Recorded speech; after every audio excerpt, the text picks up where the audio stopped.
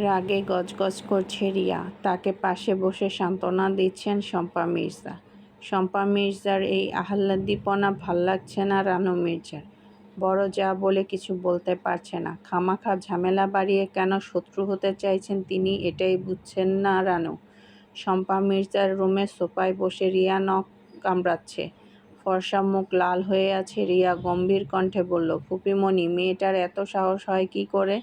আমাকে যা ইচ্ছা তাই বলেছে। একে তো আমি ছাড়ব না, এর শেষ দেখে ছাড়ব। শম্পা মির্জা সান্ত্বনাস্বরূপ বললেন, রিয়া মামনি, এত ভাবিস না, মেয়েটা বেশি দিন টিকবে না, দেখিস এমনিই চলে যাবে।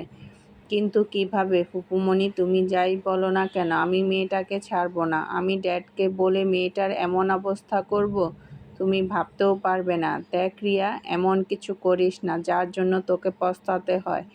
এমন প্ল্যান করিস যেন সাপও মরে লাঠিও ভাঙে। আর হ্যাঁ, আমার শ্বশুরের নজরে যেন পড়িস না, তাহলে কিন্তু খারাপ হয়ে যাবে। আমিও কিছু করতে পারবো না। ও কাম অন ফুপিমণি, তুমি তোমার শ্বশুরকে এত ভয় পাও কেন শুনি? উনি কি বাঘ নাকি ভাল্লুক? তুই ওইসব বুঝবি না। এখন চুপচাপ রেস্ট নে, একটু পর সবাই বাসায় ফিরবে। আমার শ্বশুরের সাথে একটু ভদ্রভাবে কথা বলবি, সবার মন জয় করার চেষ্টা করবে। অতঃপর তিনি চলে গেলেন। আর রিয়া মনে মনে শয়তানি বুদ্ধি করছে। ইরা আর তুলি দুজনে মিলে প্ল্যান করছে কাল তারা একটু বের হবে, তবে কার সাথে যাওয়া যায় সে আশাই আছে। রাত 9টা মাত্র, সবাই বাসায় ফিরেছে। ইরা সবার জন্য শরবত করতে চলে আসে, কারণ গরমে সবার অবস্থা খারাপ। ইরার পাশে তুলি এসে উপস্থিত হয়। তুলিকে দেখে মুচকি হাসে ইরা। তুলি মেয়ে খুব ভালো, তাকে সব সময় সব কাজে সাহায্য করে। ইরার সাথে তুলিও শরবত করতে হেল্প করে। ইরা ট্রেতে করে 3 গ্লাস ঠান্ডা শরবত নিয়ে আসে। প্রথমে দাদুর হাতে দেয়। ইশাক মির্জা হেসে ইরার থেকে গ্লাসটা নিয়ে চুম্বক দেয়। এরপর শ্বশুর আর চাচা শ্বশুরকে শরবত দেয়। আজ একটু বেশিই গরম পড়ছে, যার জন্য এখন শরবত দেয়। এমনিতেই খুব একটা দেওয়া হয় না, বেশিরভাগ যেদিন দেয় সেদিন দুপুরে দেয়। আজ ইচ্ছে করে রিয়াকে দেখিয়ে শরবত দিয়েছে। শাহাদাত মির্জা হেসে ইরাকে বললেন, কী ব্যাপার ইরা মামনি, আজ হঠাৎ রাতে শরবত দিচ্ছ যে? ইরা মুচকি এসে বলে, আসলে বাবা, আজ একটু বেশি গরম পড়েছে, তার জন্য ভাবলাম যদি একটু শরবত করে দিই তাহলে আপনাদের ভালো লাগবে। যা বলেছ, খুব ভালো করেছ। রিয়া দোতলার রেলিং ধরে দাঁড়িয়ে দেখছে আর লুচির মতো ফুলছে। ইরা আর চোখে দেখে মুখ টিপে হাসে। দেখতে দেখতে কেমন যে সময় চলে যাচ্ছে বলা মুশকিল। আজ শাহাদাত মির্জা তুলি আর ইরাকে নিয়ে কলেজের উদ্দেশ্যে বের হয়েছে। দুজনে ব্যাচমেট, বেশ সুবিধা হয়েছে। দুজনকে কলেজে ভর্তি করবে। কলেজে এসে ভর্তির সমস্ত কার্যক্রম শেষ করে ইরা আর তুলিকে নিয়ে বাসায় ফিরতে বলেন। রাব্বিকে আজ সাথে নিয়ে এসেছে তারা। রাব্বি আসতে চাইছিল, তবে তাকে জোর করে তুলি এনেছে।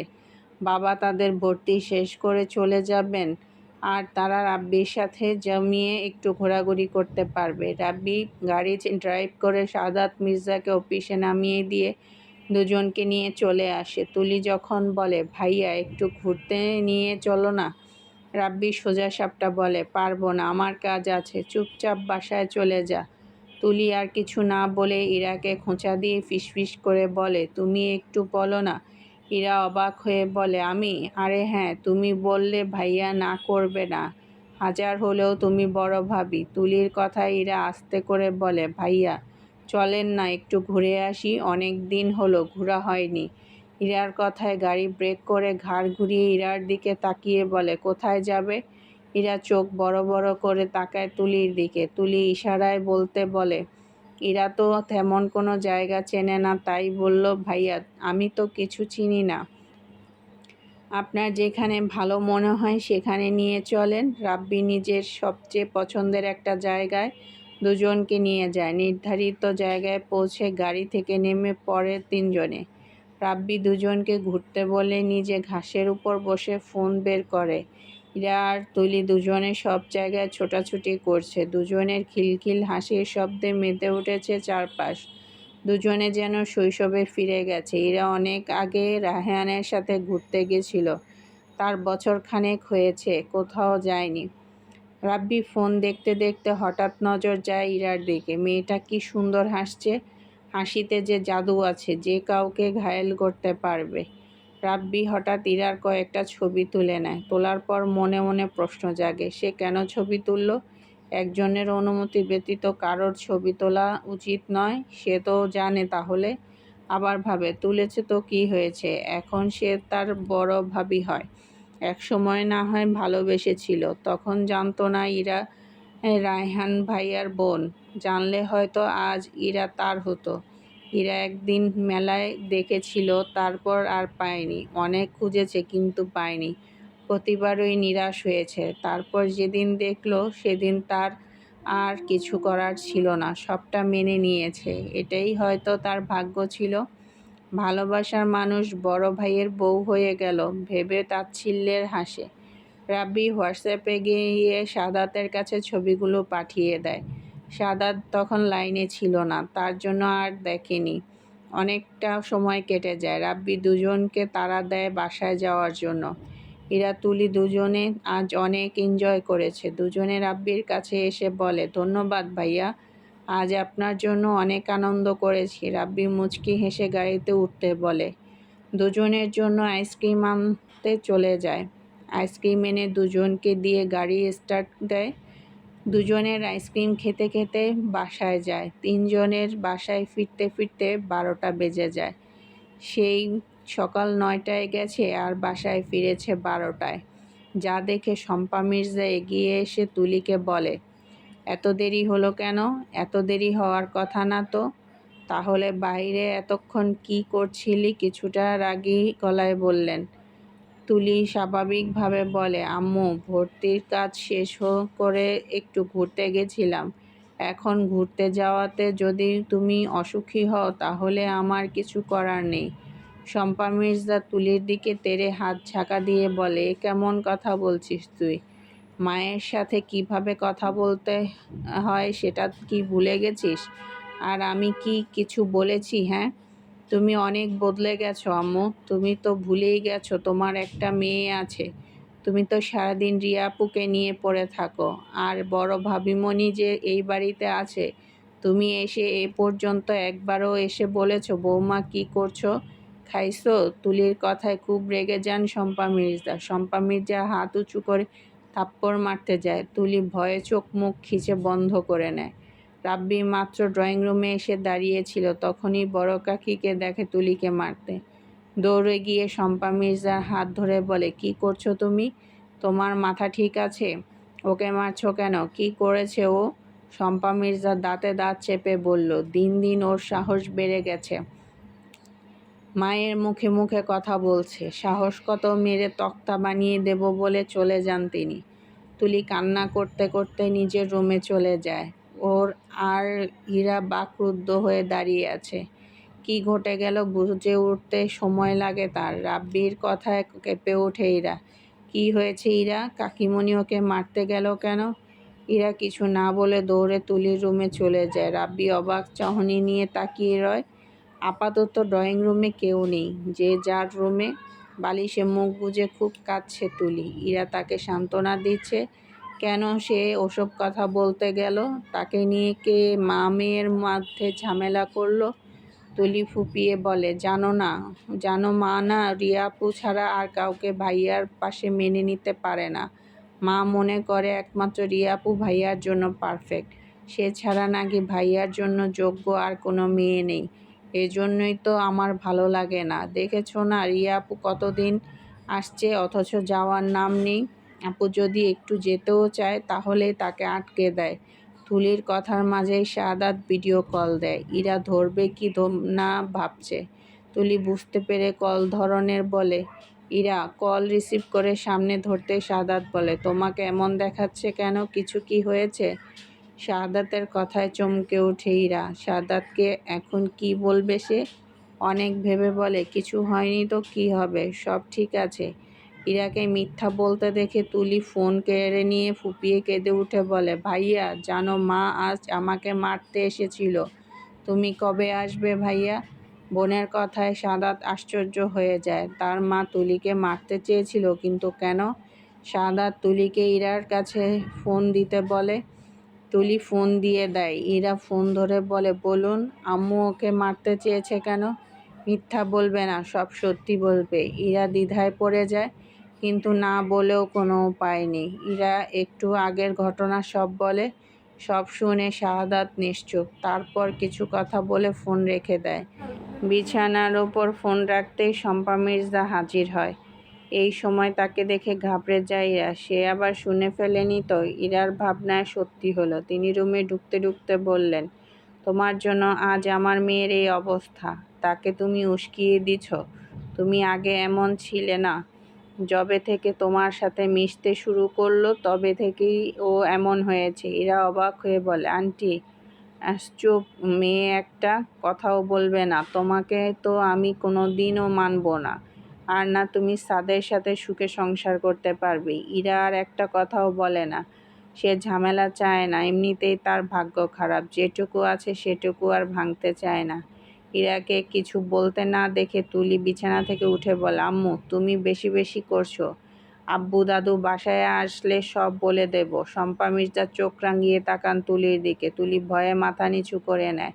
শম্পা মির্জা চলে যান। সকাল থেকে সাদাতের শরীর খারাপ, প্রচণ্ড মাথা ধরেছে, যার জন্য ডিউটিতে যায়নি, ছুটি নিয়েছে। সাদাত বিছানায় শুয়ে বাসার কথা ভাবছে। এখন চাইলেও সে বাসায় ফিরতে পারবে না। মাত্র মাসখানেক হয়েছে সে এসেছে। এর মধ্যে ছুটি চাইলে কখনোই ছুটি পাবে না।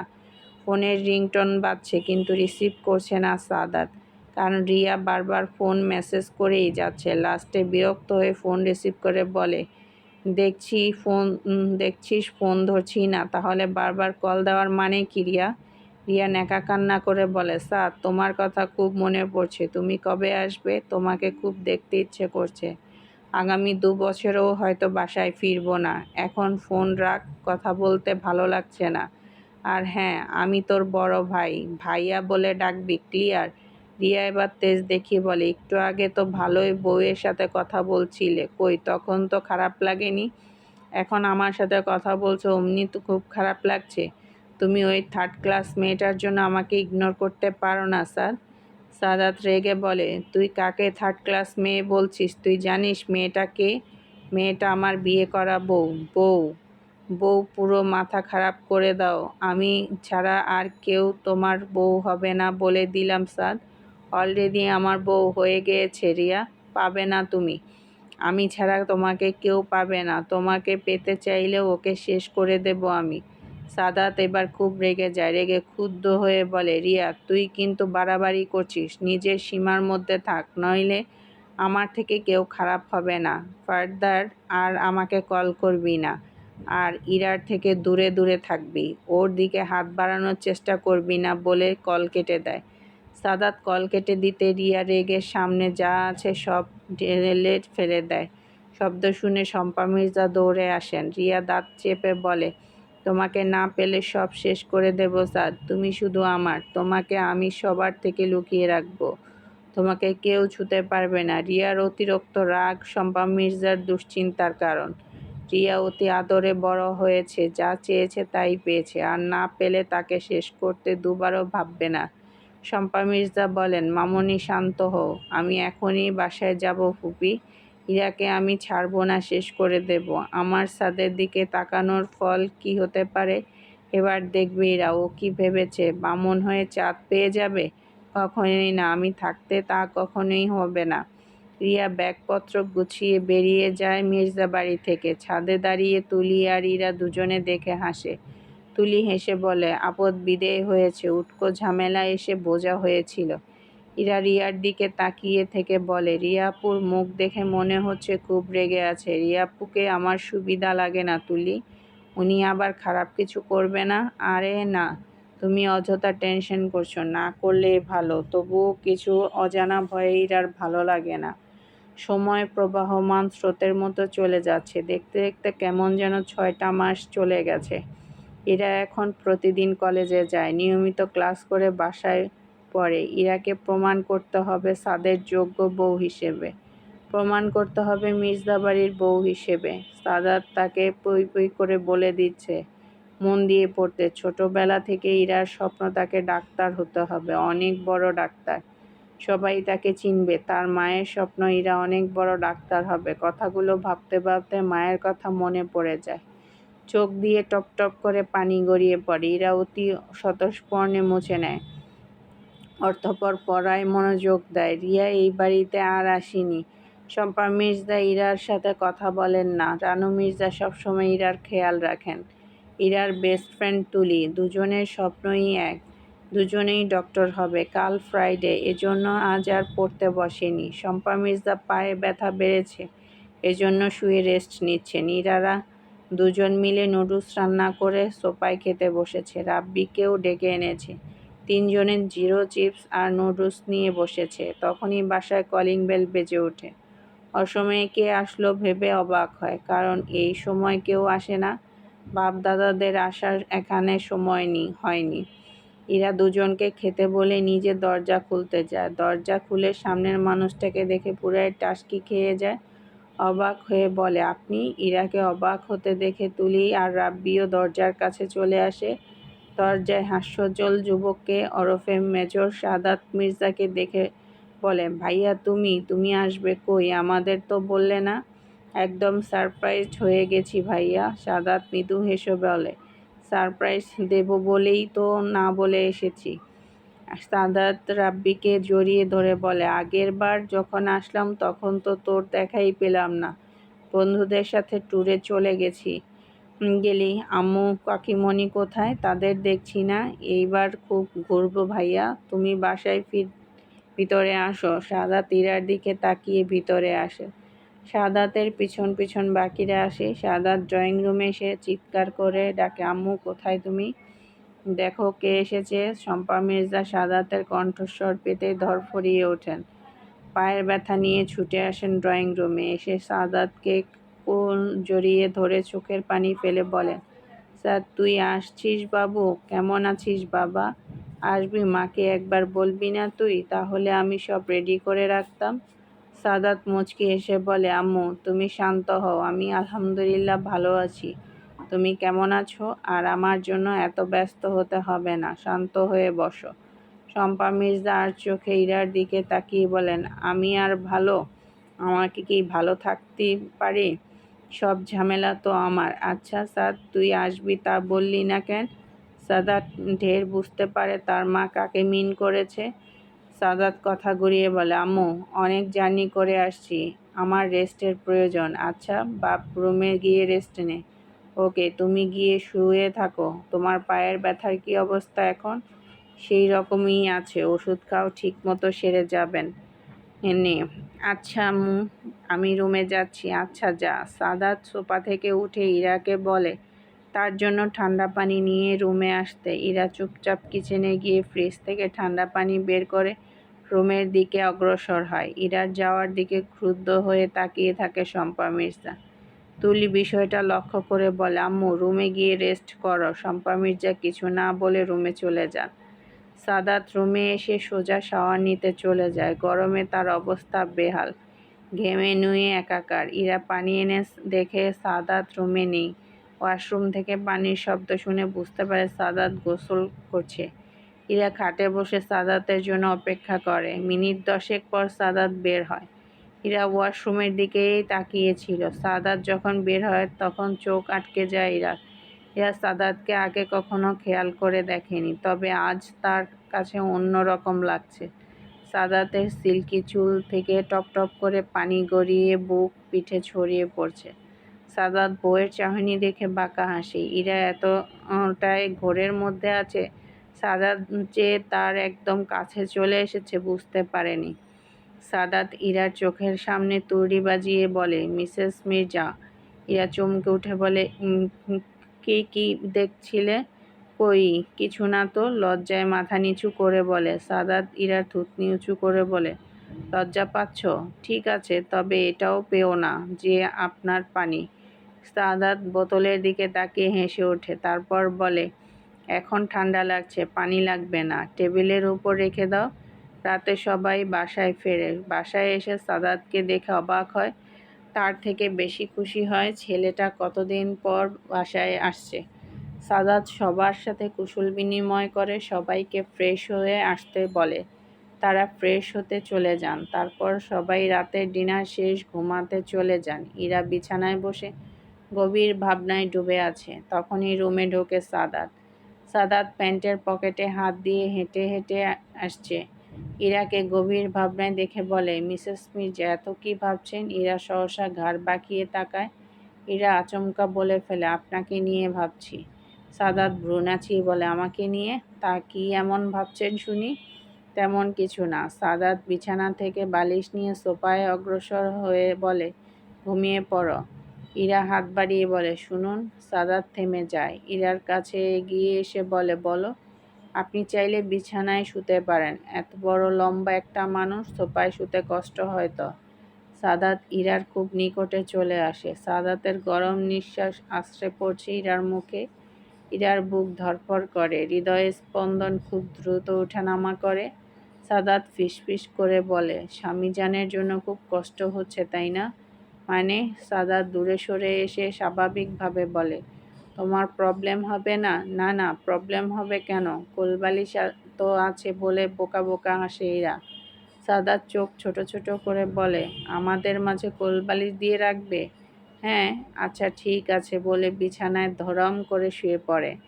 আর ইরা হাবার মতো সাদাতের দিকে তাকিয়ে থাকে। সাদাত সেটা দেখে বলে, কি হলো, শো?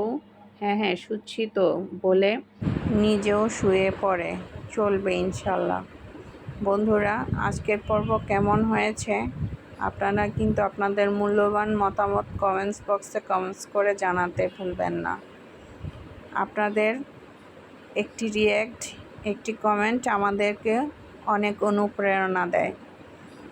বন্ধুরা, আপনি যদি আমার চ্যানেলে নতুন হয়ে থাকেন তাহলে অবশ্যই আমার চ্যানেলটি সাবস্ক্রাইব করতে ভুলবেন না। আর like, comment, share and subscribe অবশ্যই করে দিবেন। বন্ধুরা, আমি নতুন একটি চ্যানেল খুলেছি ক্রাফটিং ভিডিও নিয়ে। যদি আপনাদের ক্রাফট আইটেম ভালো লেগে থাকে তাহলে আমার চ্যানেলটি ভিজিট করতে পারেন। আমার চ্যানেলটির নাম হচ্ছে ক্রাফটোরাল্যান্ড। অবশ্যই চ্যানেলটি ভিজিট করে আসবেন। আর ভালো লেগে থাকলে ভিডিওগুলো সাবস্ক্রাইব করে দিবেন চ্যানেলটি।